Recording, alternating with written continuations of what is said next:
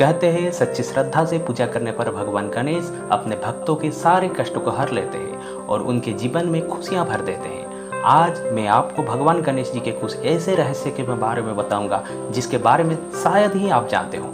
पहला, भगवान गणेश की रिद्धि और सिद्धि नाम की दो पत्नियां हैं। यह दोनों ही भगवान विश्वकर्मा की पुत्रियां हैं। साथ ही उनके दो पुत्र भी हैं जिनका नाम शुभ और लाभ है। दूसरा, धार्मिक ग्रंथ में कहा गया है कि गणेश जी की एक बहन भी है जिसका नाम अशक सुंदरी है। तीसरा, भगवान गणेश को लाल रंग के फूल बहुत पसंद है। चौथा, गणेश जी के दूब या दुर्वा घास बहुत पसंद है। गणेश पूजन में दूब का इस्तेमाल किया जाता है। पांचवा, भगवान गणेश की पूजा सिर्फ हिंदू धर्म में ही नहीं बल्कि बौद्ध धर्म में भी की जाती है। बौद्ध धर्म में गणेश को विनायक के रूप में जाना जाता है। तिब्बत, चीन और जापान जैसे देशों में गणपति की बड़े धूमधाम से पूजा की जाती है। भगवान गणेश जी के कुछ अनसुने रहस्य। पहला रहस्य, गणेश जी को दुर्वा घास क्यों चढ़ाया जाता है। कहते हैं कि अगलासुर नाम का राक्षस ऋषि मुनियों को जीवित ही निगल जाता था। ऐसे में गणपति जी भी उस राक्षस को निगल गए थे, जिसके कारण उनके पेट में जलन होने लगी और इस जलन को शांत करने के लिए कश्यप ऋषि ने उन्हें दुर्वा चढ़ाई थी। इससे गणेश जी शांत हुए थे। दूसरा रहस्य, सवारी मूषक की।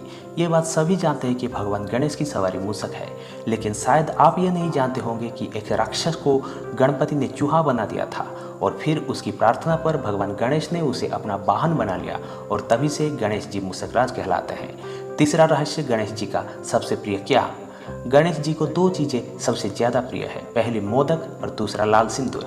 अगर आप बप्पा को मोदक का भोग लगाते हैं और उसे लाल सिंदूर भी चढ़ाते हैं तो कहा जाता है कि गणपति आपकी मनोकामना पूर्ण करते हैं।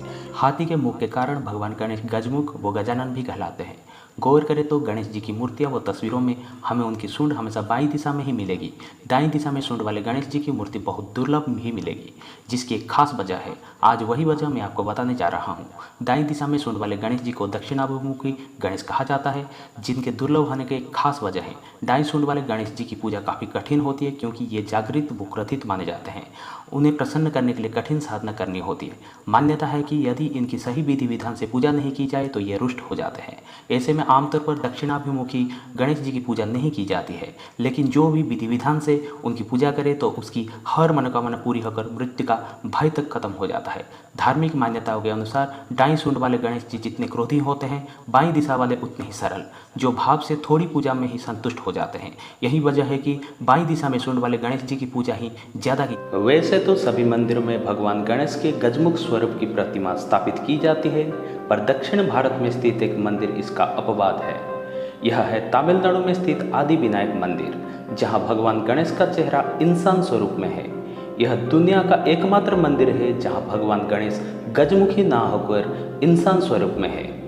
इसकी एक खूबी और है, ये ऐसा एकमात्र गणेश मंदिर भी है जहां लोग अपने पितरों की शांति कराने के लिए पूजन करने आते हैं। यहाँ की लोक मान्यता है कि इस जगह पर भगवान श्री राम ने भी अपने पूर्वजों की शांति के लिए पूजा की थी, जिस परंपरा के चलते आज भी कई भक्त अपने पूर्वजों की शांति के लिए यहाँ पूजन करने आते हैं, जिसके कारण इस जगह का नाम ही तिल तर्पणपुरी पड़ गया है।